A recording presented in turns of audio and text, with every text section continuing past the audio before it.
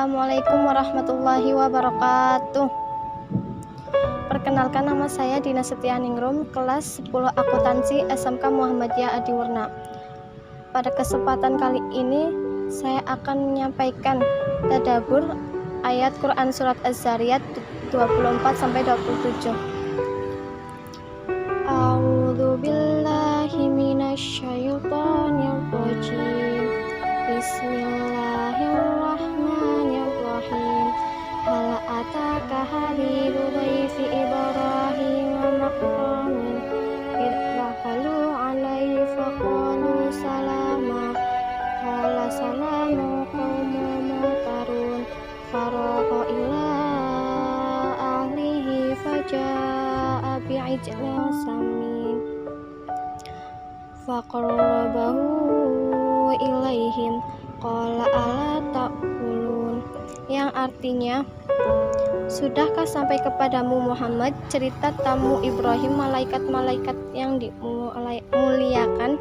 Ingatlah ketika mereka masuk ke tempatnya lalu mengucapkan salaman atau salam. Ibrahim menjawab salamun. Mereka itu orang-orang yang belum dikenalnya. Maka diam-diam dia Ibrahim pergi menemui keluarganya, kemudian dibawanya daging anak sapi gemuk yang dibakar.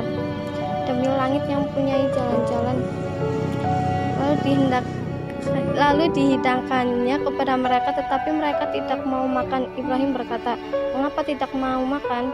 Kamu makan." Para malaikat yang bertemu dengan Nabi Ibrahim itu sebenarnya dalam perjalanan menuju tempat kediaman kaum Nabi Lut di dekat kampung Sodom dan Gomorrah, akan menyampaikan berita kepada Nabi Lut bahwa kaumnya yang durhaka dan melakukan homoseksual itu akan dibinasakan oleh Allah dengan azab yang pedih.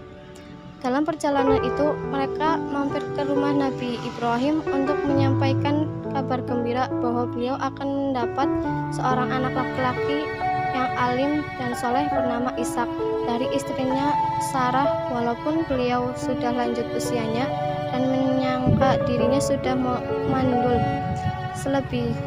Setibanya di rumah Nabi Ibrahim, mereka disambut oleh tuan rumah dengan penuh penghormatan. Ayat ini mengungkapkan bahwa ketika tamu para malaikat itu masuk ke tempat Nabi Ibrahim lalu menyampaikan ucapan salam dan Nabi Ibrahim menjawab dengan salam pula. Beliau memperlihatkan sikap bertanya karena belum mengenal mereka. Tamu terhormat itu baru pertama kali masuk ke rumah Nabi Ibrahim.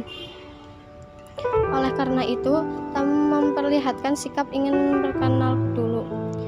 Tapi beliau tidak menunggu kesempatan untuk berkenalan itu, bahkan secara diam-diam masuk ke dapur untuk menyiapkan hidangan.